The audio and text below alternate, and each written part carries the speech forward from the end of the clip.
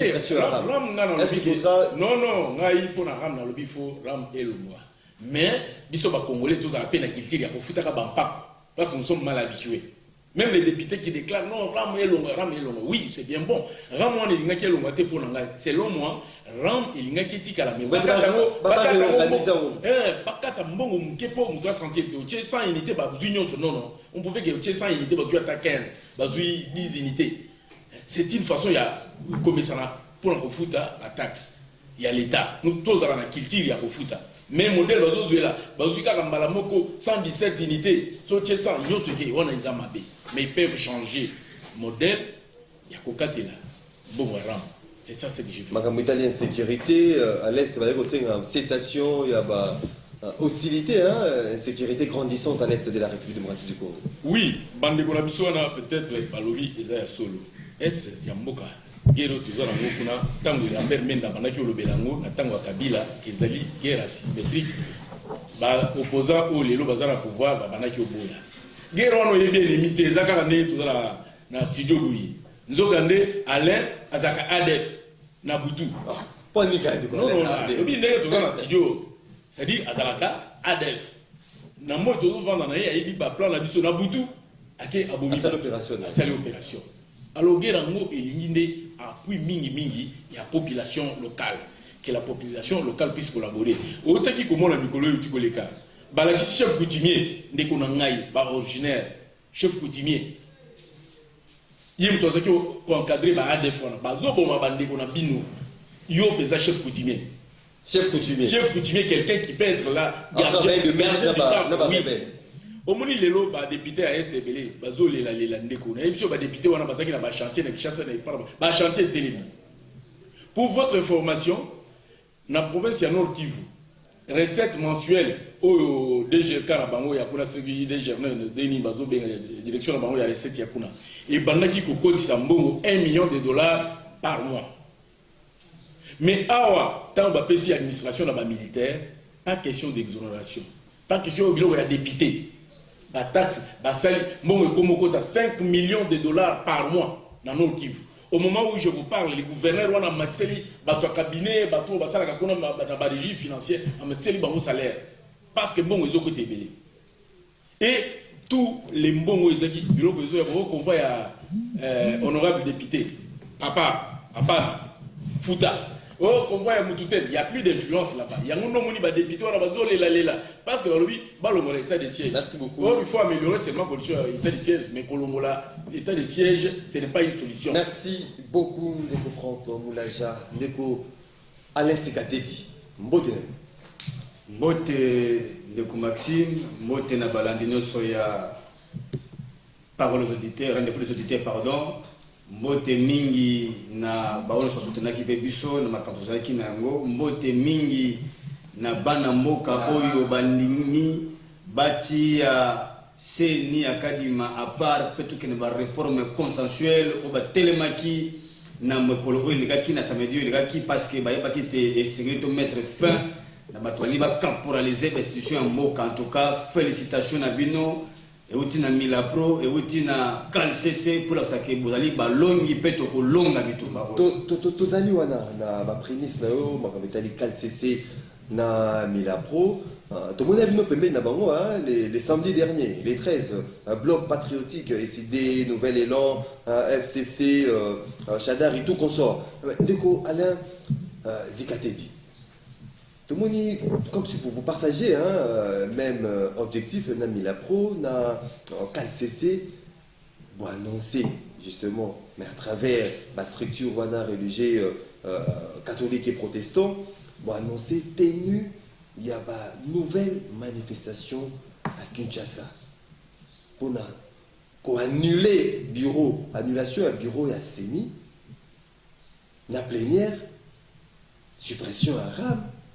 Makambo italien insécurité à est et si là vous allez na posa bo solo la na gouvernement pour te makambo qui ne ndenge ilongo bani to vous allez créer kaka mo diversion mo ba bulu yeke na mboka pona makambo qui ne kaka ndenge ezali ko kende.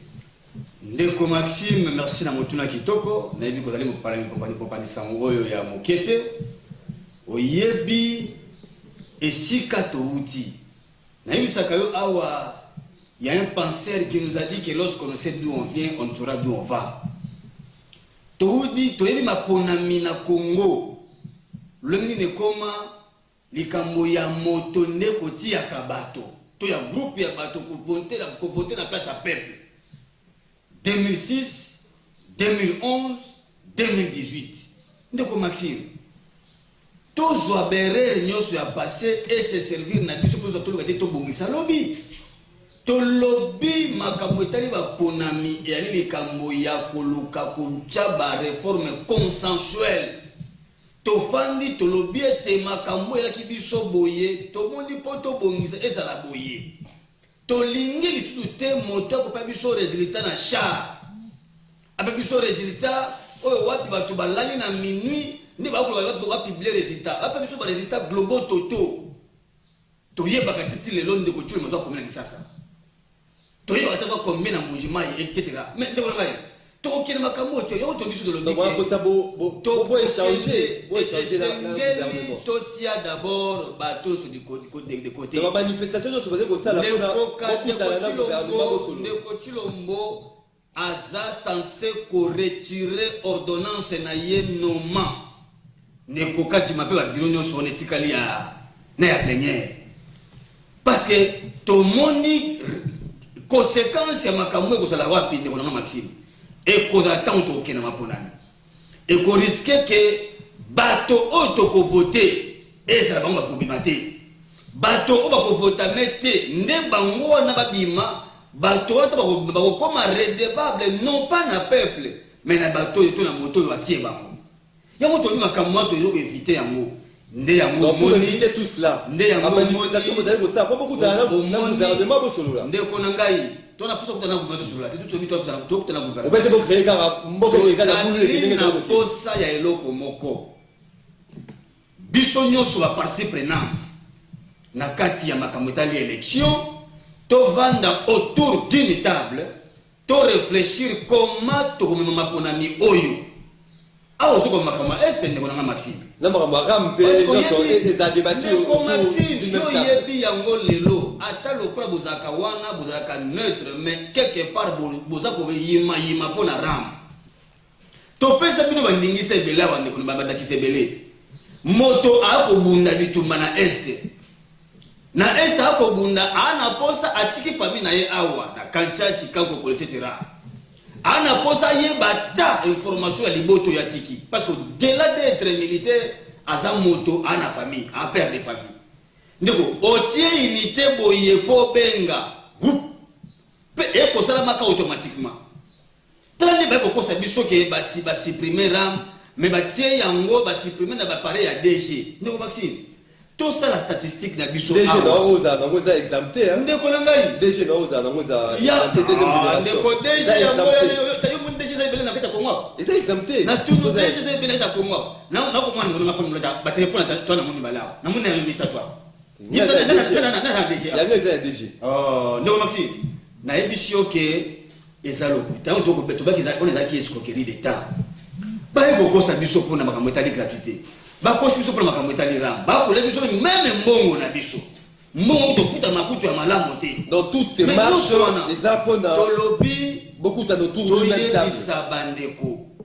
maponami yo yebi crise récurrente oyo et ça fait que nous reconnaître le prix de l'économie colo ezali dit na illégitimité ya banani ya ba animateur de restitution ya moto li boke to kende na yango bongo te to sala que même article 5 de la constitution de la respecter souveraineté et appartenir na peuple neto lingi bona bongo ya moni na kosala ka bongo te ba frustration ezo ya ka ebele pona makambo etali mbatu mususu bakomi okende mo revendiquer na ndenge mususu ndenge to kona ne yango mais comme ça ko bandiko na Maxime et aussi ça non obi makambo oyo ko ngo Frank bazo ko ba awa mais ko pesa na pasi est-ce que yebi que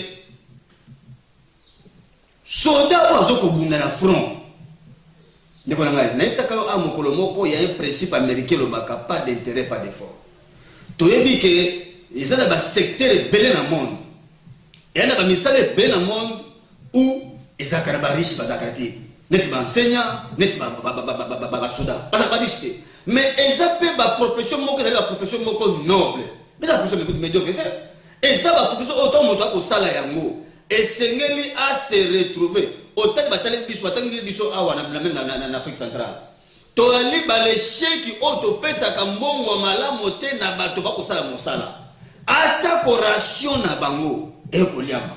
Mais ndeko na ngazo koloba awa ke ba député belé bazakala kati makambo wana. Papa, yebisa ngai, c'est vous qui commandez, c'est vous qui avez la justice, c'est vous qui avez tout. Ni nezo zanga bino bo identifier ba député wana pe botia bango le bossa bazushi bakana bango. Merci beaucoup. Alors les akana monoko koko saka biso ba député bazala kati makambo. Merci beaucoup.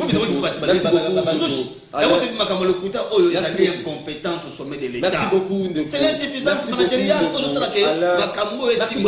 Merci beaucoup. Attends, vous avez la mouka décidé Fayulu, mais il faut tolérance et ça la plateau. C'est moi qui dirige le débat. Merci beaucoup. Ndeko Franco Moulaja. Baïmo quand vous avez posé la paix. Moi, le Roneza m'a marche de part et d'autre. Je me suis fait bon les mains. Nous avons dit que ah, mais la pro qualité c'est moi ça marche. Donc il est ça la dé. Ma activité me suis paralysé. Il ne faudra pas vous concéder dans la revendication. Parce que tout ça, c'est pour se mettre autour d'une même table.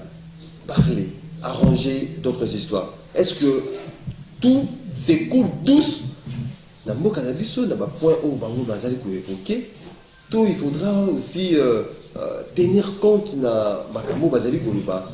On a beaucoup d'alentours d'une même table, au solo là, les dialogues des alliés, mode de vie africain. Oui, Ndekonangai, Omoni. Nana Polo Bagoui, dialogue ils en ont mabete. Sous lundi, ko débatteur nga Alain, souka objectif na bango bazolo ka ezali kaka dialogue. Parce que il faut tout kutana. Et ça dialogue, so tout kutani to vandi boui. Et ça dialogue, il y a un objectif na bango. Mais dialoguer c'est pas du tout mauvais. Les présidents de la République après 2 ans, il y a exercice, il y a pouvoir. À Talibo ya bino mbokezo tambolate. Par rapport à ma partenaire, il y a la bango, où il y a pesaka confiance, FCC qui tout ça là, ça là pour tout bon ça mboka ma place, moko ezali mabe, tout ça là de façon qui changer. À mon avis, nous que autres moi dans zo benga force vive nyonso ya mboka boya bandeko ba congolais nyonso de tous les bords boya tukutana bayaka yango ndo mona ki ba Moïse Katumbi ba Jean-Pierre Bemba ba Tebele ba leader bayi mais bandeko nanga ya décidé na nini un nouvel élan, mais par après, la situation commence à s'améliorer petit à petit. Mais ce tout dit vraiment, en tout cas, vous allez pas perdant. Qu'est-ce qu'il faut faire? Il faut activer les soi-disant confessions religieuses. Parce que ce sont les politiciens qui sont là. Ce n'est pas dans un catholique, mais je ne partage pas la porte-parole. Maintenant, au moment où tout a été ceux qui m'ont tout retardé, tout ça l'élection en 2023. Alors, le président de la République, il faut respecter la Constitution. Surtout qu'il y a un dialogue, conscient que vous allez respecter et que ça, Moutou na kati mboka. Ok. Boya, yé moutozo loba, moutou la bango ya la mouka. Asa kuna na bureau ya seni. Kubo ya honorable wanate, c'est les miens élus aussi. Aboyi, bobi, il depuis kala. Il dépêche balongola kalamba, mais élection il dépêche balongola kalamba, qui est tout ébiété. Mais élection est salemi, mais il dépêche dans un pouvoir. C'est ça. Nous connaissons les politiciens. Est-ce que pour chercher plein de Franck, il ne faut pas beaucoup Tana. Il y a le président de la République, il y a la mais c'est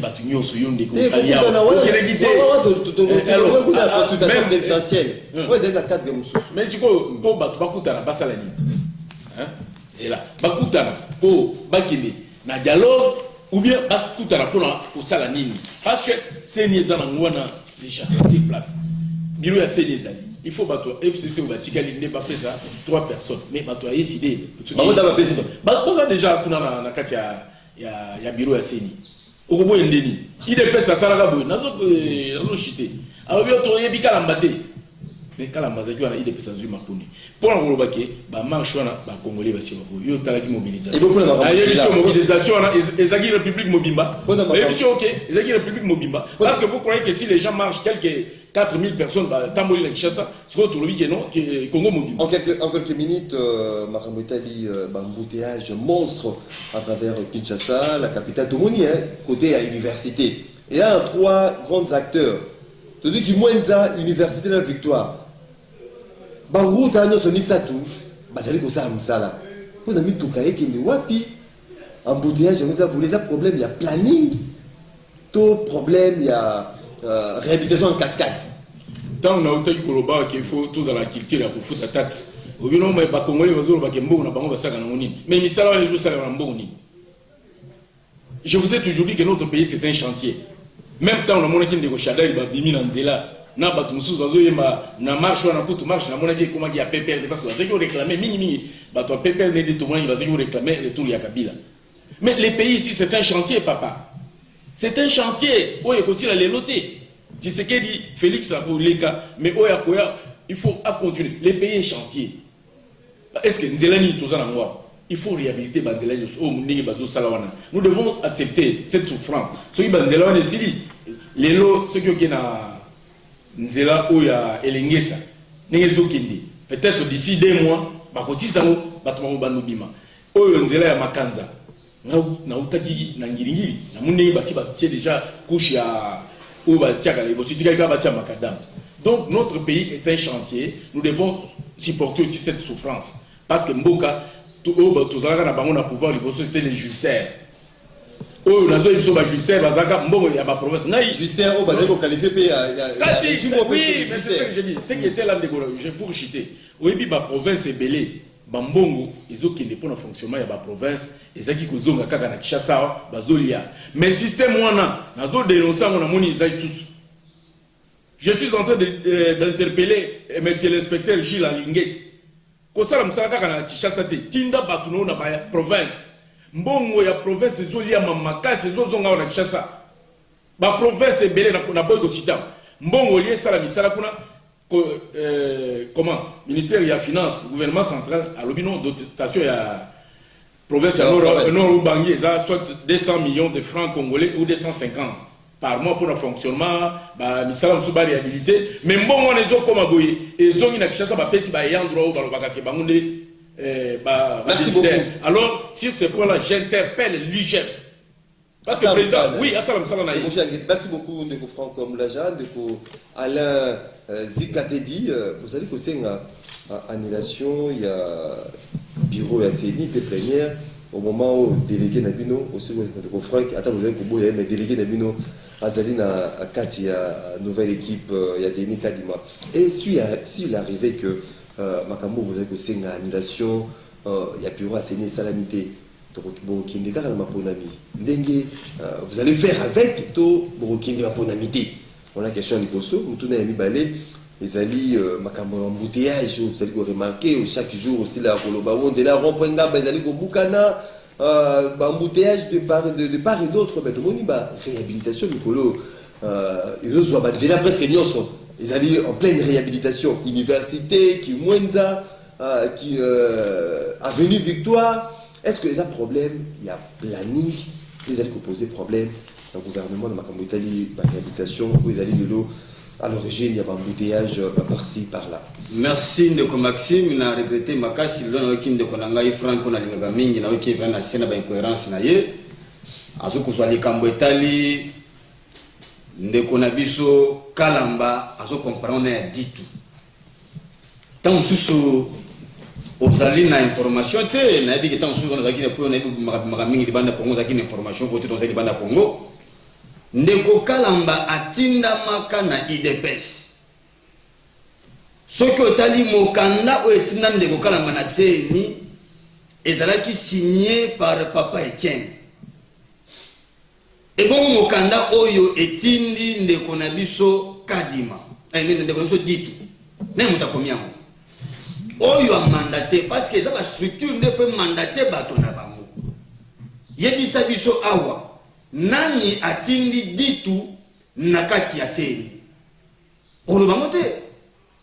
continuité autre ndeko pekisa bino ya ngobo comme ko salé et ça soni ko kende ko copier Kabila oyo bozoko boya lelo bozoko lié na bino ndeko Kabila ali na bisote na ko tuna yo mbaki ya zonga no biso ko Kabila oye mbaki jo wa marque ya zonga soko tali ndeko ndesa alobi ngo awa ba revendication na biso yebisanga pasi ndeko alobi kezali pour la retour à Kabila. Ils étaient. Mais toi, qui a basé. Non, on a ça comme Manzembo. Nous sommes en Cambo, ils allaient fonder. Il y a des services en découvrant. Parmi nos revendications, Makambo ya retour à Kabila, ils allaient wapi. Ils étaient. Pour Nabiso, il nous faut des élections crédibles, transparentes et apaisées. Ce qui est salamité de ko. Ndeko Maxime et Salama. Ndeko Chilombo. Toyebi. Ndeko nangai toyebi neni makambo esalamaka bandeko bakoyebisa biso oyebi kokole biso lelo o to comme na FCC lelo o yebisanga vraiment ndeko nangai vous allez partager comme objectif moko yebisanga je journaliste moto lokola Mende azali tisekediste Mende moto lokola oyo nani gouverneur ya Kasai nani kombo susu na kobosa na oyo azaka ya kala nani Ngoyi Kasanji azaka kabiliste tokosa nani ndeko na ngai ba ministre de lait oyo bazali vous avez l'optique il y a la politique est dynamique donc il faut les alliances c'est fort c'est fort est-ce que y dit que un moment donné papa Tshisekedi Mulu Amulumba a signé accord na RCD de c'était pour vous dire qu'il y a comme rebelle. Il y a des attentes conjoncturelles situationnelles. En production politique, tous allez awa tolobi ke to boaka kimbela pona congolais nyoso. Oazomona ke ezana dérive dictatoriale o ezoko linga ko s'ériger un système. Donc bokende. O c'est to barre route na yango. C'est-à-dire bokende. Histoire biso ko makamo to na tout ça on reposer. Voilà mais tolobi oui. Bokende élection à biso ba tenir compte na makambo wana. Ndeko Maxime c'est makambo tali nzela biso lobi boye makambo soki to yebi ndeko Chilombo ataki ndeko kadi na poto keno akine ko sasa suma ponamité ayaki ataki ye pona diversion mais tango na ngwe komi pembeni po to longo na kata diversion makambo tali ba embouteillage il y a problème il y a donc c'est pour vous dire que ndeko kadi doit d'ici là être conjugué au passé makambo tali ba embouteillage makambo tali ba embouteillage ndeko Maxime l'incompétence, l'impréparation, l'inopportunisme, yango yomoni. Ndeko Maxime otangi kitoko awa na mwana disasa. Banzela misatu oyo elongolaka biso bato ya Funa, bato ya Moamba elongolaka biso banda gweto ya centre-ville parce que yebi lelo yo boye tous notre centre d'intérêt ezalaka kaka nini na Gombe. Lelo yo bazuli biso ki mwenza Victoire, université, balancer les travaux au même moment. Nous avons toujours connu comment. Tant que nous avons connu la soupe congolais parce que nous avons Maxime, Natongo impérativement au Kozamutuka na 1000 francs matin. Impérativement. Na pourquoi au Kozo impérativement mutuka na 1000 francs on va recevoir na modèle na bango na makambo etali bongo makambo etali ya code de circulation ya code de la tarification ezali makambo etali ezali o babana la hausse des prix ezali infraction pour ni baoka na bango bande ko ba osa des infractions oyo bazoko kanga bango ezali na déviation d'itinéraire moto tozo yango awa ezaka na itinéraire ya Longwa Victoire Tikapela mais et comment ezaka te na mutu oka terme comme il parle bango na jargon bango na bango direct et nous sommes sans problème au vu et au su de tout le monde boulevard direct victoire direct il faut direct voilà c'est-à-dire que ezali likolo mais si on demande ngai nani azoko inquiéter batwana. Merci beaucoup. Le gouvernement ou biso et tient un système en place pour que nous le peuple.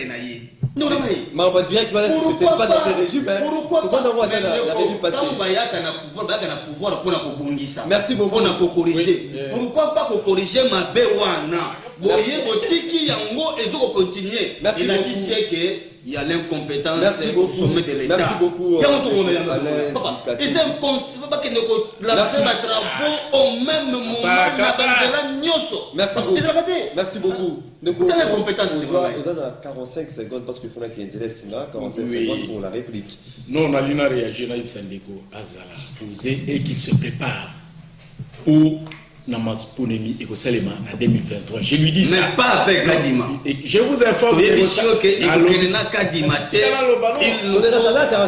nous faut des structures consensuelles. Merci beaucoup. Tu sais, il y a un monsieur qui passe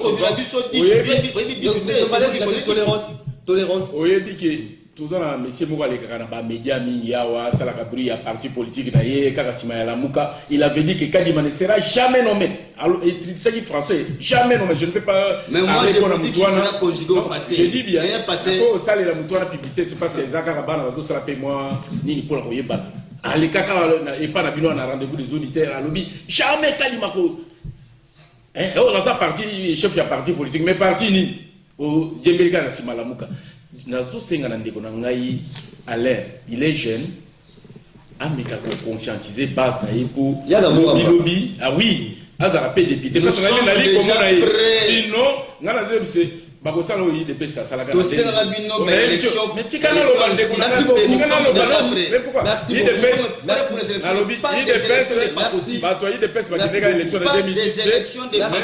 Nous sommes prêts pour des élections. Merci beaucoup. Merci beaucoup. Message après. Bonjour peuple à Vota Fachi Belton en 2018. Fayou Ouassa théâtre et machine à voler. Lelo Aïli Soussou, même théâtre a commis 3e process. Papa Matondo, depuis la commune de Mongapana. Papa Matondo.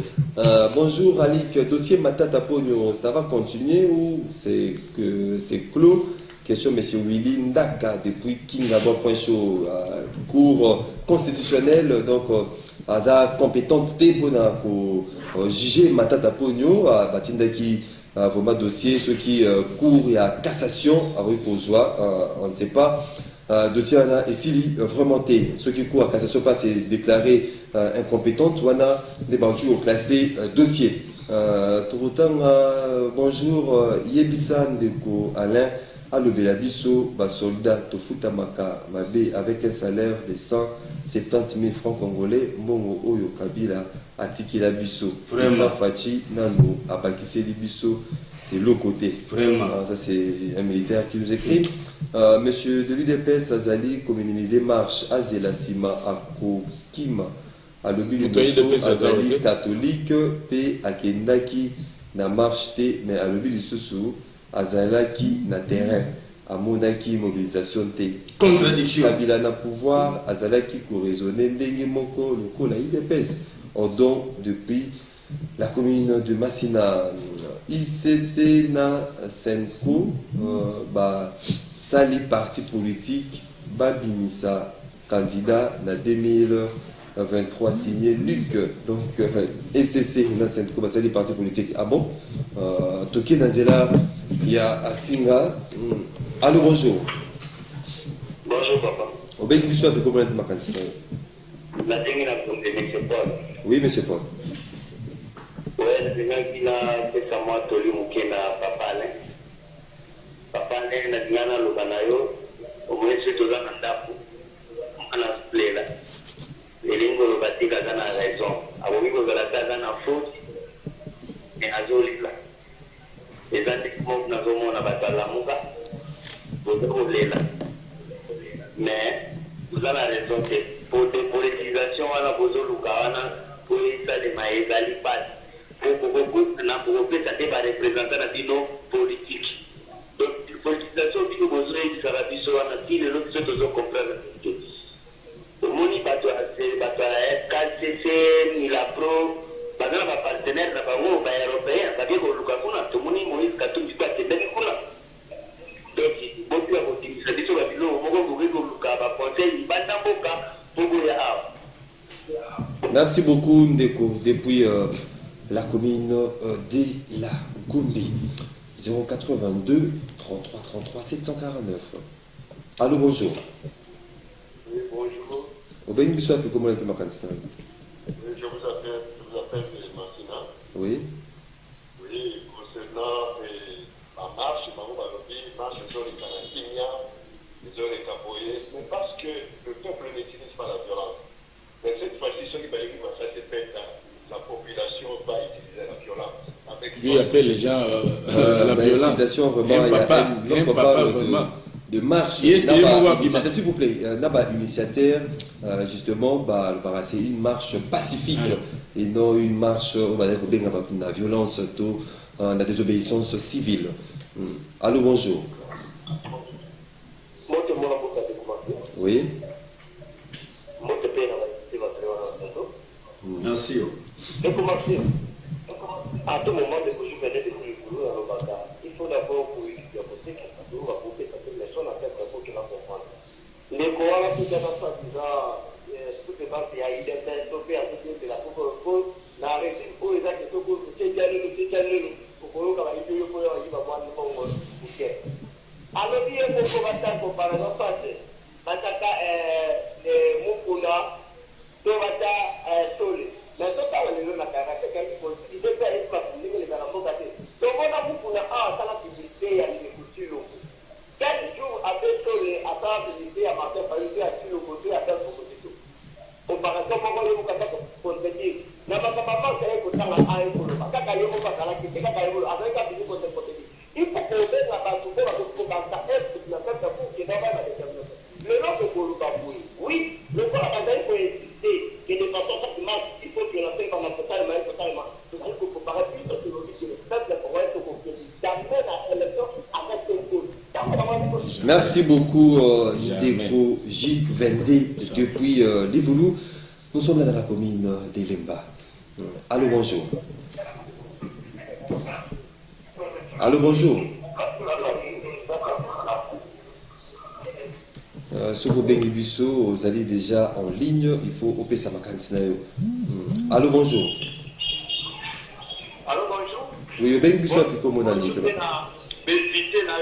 Bon, là, il y a le rapport à Ndeko, je ne sais pas, il est pété à la Tibolo, parce que je dois préparer ma programme. L'idée, il y a pour ça, pour finir, pour ça, on a pas de possible, c'est là, je fais l'idée, qui sont moins la possible, la tête de toi. Puis vous avez un proche comme ça, coupez de la polo, puis nous en pose. Oui, même on va marcher. Moi, je l'ai dit, mon client, je ma cache. Comment vous avez fait en paix à beaucoup, il y a pas beaucoup, il y a l'autre. C'est pas qui est télé. Merci, plus tard, la machine, merci beaucoup. Merci Ndeko. Plus tard, depuis la commune de Massina. Allô, bonjour.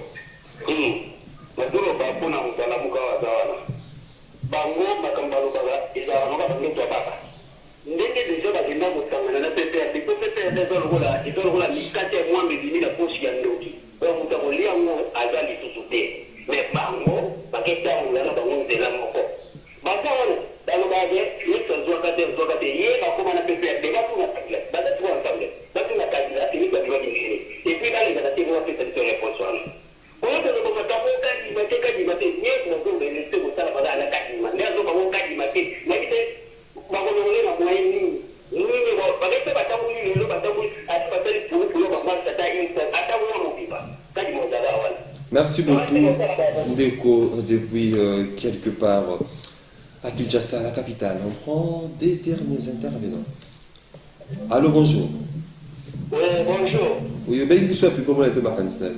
La bienvenue au universitaire. Oui. Comment on a bien fait la question Oui. Merci. Bon, maintenant, le bagage à propos de l'addition IDPS, De quoi IDPS, c'est ça? tout le monde a dit en 2018, tout le monde a monté sous les lots. Donc, depuis l'élection, elle est là, qui est meilleure que la climat transparence. Le limite est à la carrière, parce que si nous devons la dire, nous devons la dire, comme à ça là, mais la pompe est à la climat, on a parti. Donc, le limite est à la fois, il a suivi l'élection à suivre. Elle a suivi, c'est pas qu'il a suivi un peu plus. C'est que, ils sont tous dans la rana, on est carrément monnaie les gars de la climat. Merci. Merci beaucoup, Ndeko, depuis cliniques universitaires à Kinshasa. Allô, bonjour. Oui, je vais vous dire comment on peut m'accompagner. Oui. Papa, en tout cas, ma caméra, ça m'a fait, il y a un temps où il y a un militaire, à côté de la militaire, mais, alors c'est un homme, déjà bien été. Déjà bien été, papa, démocratie est montée. Après, de comment il a dit, papa, si vous voulez, vous allez en militaire, dans la chambre, ma première mot. Moi, dans la chambre, il y a un temps, on va finir d'appuyer pour la vie de la vie à l'État. Moi, après, tu vas faire un pantuana, oui, donc, vous voulez avoir la vie. Est-ce que vous avez la vie là-bas? Merci, Ndeko. Vous faites vos quotas. Ou bien avant, oui. On prend les derniers intervenants. Allô, bonjour. Alors, bonjour, nous, Maxime, la petite bande de la plateau Moté. Papa, mon problème est à nous, dans le biboué, la lumière va être pour fan qui vous moulage à mouiller. Alors, baté qui est attaché qui te l'ongoli, c'est ni, qu'on soit appelé à c'est ni la profession religieuse. Atatu mimi yangu na ministère intérieur kuna pito kuzaka na concept ba motivé papa yokande kona ngai oyebi problème ezali il faut des acteurs politiques bazala na mendizité na organe babengi ya institution ya ba profession religieuse bazala na main libre bakonaka acteur ya seni na indépendance nyonso bamalitika na bango te problème ezala c'est-à-dire volonté na ngambo ya bayi politique pour que nous allons étaler malade na côté à l'âme profession religieuse na otali rambe le confront moulage na moni ndenge atoki wana pona à répondre tantôt à condamner tantôt à s'encourager tout ça na otali marche batekola ezali to aliwala muka to pe bloc patriotique objectif na bino ezali malamu to pe bino raison mais inquiétude na biso ezali okomema biso après avoir kolonga et tout mon avis wana. Merci beaucoup, Ndeko Jean Pikila, depuis Kisenso, Tozongi na plateau, Ndeko Alain Zikatedi, na mon ezo kumabio, obélé wana, na ko résumé avant da minute bouquet. Osez na malobano Ndeko Alain Zikatedi. Merci Ndeko Jean Pikila, en tout cas je vous aime beaucoup. Je vous apprécie d'ailleurs dans la réflexion na yo, ça vraiment au centre, c'est lorsqu'il faut condamner, vous condamnez. Mais na banana na yo parce que za motuya biso to lobi boyi. To sangani pona maponami te. To sangani pona kokende koluka ko créer front moko boyi te to kena rébellion 1-1. To sangani te po to lobaki to kamba mboka te. To lobi to sangani po to moni ba loi ya république komi en danger, surtout makambo etali se makambo etali élection. Or, toyebi soki Ndeko Tshilombo a kotata banalelo, c'est parce qu'il n'a pas été voté par le peuple. Il n'a pas été élu par le peuple, pardon. Yango monini, tolobi to sangani to lokaki maponami ya turu oyo ezala malamu. Soki kaka tokei to moni ke biso nyonso tokomi rassurer ke maponami eza oyo esengeli to sala. Na ndenge longo bani oyo vraiment to nous rassurer que peuple moto akotia yewanda koleka parce que to moni que transparence et pesi biso moi lumière to moni que crédibilité ezali to moni que l'élection moko apaisé o wa peut-on va proclamer ba résultat boye biso to sepeli gagnant dans la facilité sepeli perdant apesi apesité muninga to moni que to suis ba silence sur rende to kabwani ba o zali bongo ba laïque to batu ya société civile bazongi na kana bango bayi politique pe o FCC o ensemble nani lamuka moto zongi na état major na ye akiko préparer élection donc to sangani kaka pona likambo etali poluka consensus autour ya ba réforme ya makambo etali maponami yango ne mutuna na bile na biso ndeko nanga bi makambo etali a autour de la dépolitisation, je crois que Ndeko Moussa a pris déjà la réponse. Pour la biso, dépolitisation signifie non-ingérence y a bailli politique de Makamotali appareil à CENI, à centrale électorale. Donc, biso, tout la bateau la compétition. C'est nous qui sommes des compétiteurs, nous ne pouvons plus être des arbitres. Totika arbitrage et ça la macaca na société civile peine en zéro beaucoup plus c'est ba confession religieuse. Donc peine absolue dans les yangoana. Alors ndeko muswa ko tuna makambo pesi ngai pasi bokolonga kadi manengi ndeko na ngai peuple congolais azali souverain yeba yango que ndenga azali wana aza oyo soka lobike a s'imposer yango ko sabine toko ke ngo malembe to memaka ndeko Kabila boye to lakisaka ba carton jaune tia mona ki bongo aye posséder yango to na dialogue na biso ya 5 ans yango te bisi ndeko Tshilombo soki akola ko s'entêter. Le peuple va se prendre en charge. Merci beaucoup. Il finira par retirer son ordonnance nommant les membres de la CENI de manière injuste. Illégale. Merci beaucoup, Ndeko Maxime. Merci, Ndeko Union Sobabengi, Ndeko Juvende. Il faut qu'il y ait mini à côté de la tribune Adolphe Mouzito, ancien premier ministre à Salaka, pour apprendre politique. Parce que mon politique y a TV à Benga Kaka Ningwan utiliser le côté Kendeke permet à politicien vendre na bango oeba la politique c'est quoi Nai et l'on a utikoloba awa. Je dis bien que l'élection est en 2023. Bientôt c'est 2022. Année autorisée à 2022. Les années il y a préparation à l'élection. On n'a pas encore le temps pour perdre parce qu'à Autolobi Kadima déjà parce qu'il va passer plus de 100 millions. Ça m'a le compte Sali bidé pour l'élection c'est 500 millions. Donc le gouvernement a bidé à 2022 doit mettre de côté 500 millions pour tout qui est élection. 250 millions pour nous faire le recensement. Parce que les Congolais ont une carte. Alors on ne peut pas bloquer. Alain va se préparer. Oui, déjà prêt. Oui, déjà prêt. Bon, ce qui n'est pas proclamé. Oui, par exemple, il y a les leaders incontournables. Au moins, netina na Kingabwana. Bango bazana mambo na bango moko saka babruye belao azaka na Kingabwa. Bache na je koko mulumba. Tolo bake soki je koko leki a triché. Kende na Lodja. Lambert Mende qui est là un grand leader. Il y a Lodja. Soki kaka Lambert Mende a commis on a bache kaka mutura bango moko peut-être ou bien presse penga qui na Lodja postulé. Ce qui Lambert Mende non Zoloba bête Lambert Mende on les a élection pour la population. Je suis en train de vous dire pour la population.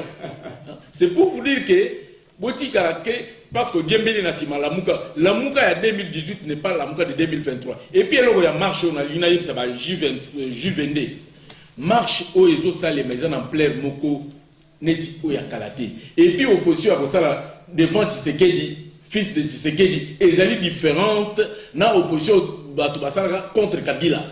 Parce que Tshisekedi a une base. On dit que Tshisekedi n'était pas élu. C'est-à-dire, qu'est-ce qui vous prouve que Tshisekedi n'était pas élu? On a les catholiques ici, réunis ensemble avec SCC. Beni marche Congo Mobimba. Aïe, vous savez combien de provinces au Basali marche? Il y a plus de 4000 personnes seulement ici à Kinshasa. Dis-moi, là où Basali marche du sous. Papa, opposition échanger. Jamais les images d'Idiofa est un village mouquet. C'est ça. Merci beaucoup. Ce n'est pas le Congo. C'est pour vous dire que l'opposition, comme il y a l'époque, il y a Tshisekedi, il y a Kabila, et Kotika, il y a les matés. Bino Bossali, maintenant, il y a Tshisekedi, il y a la paix belée.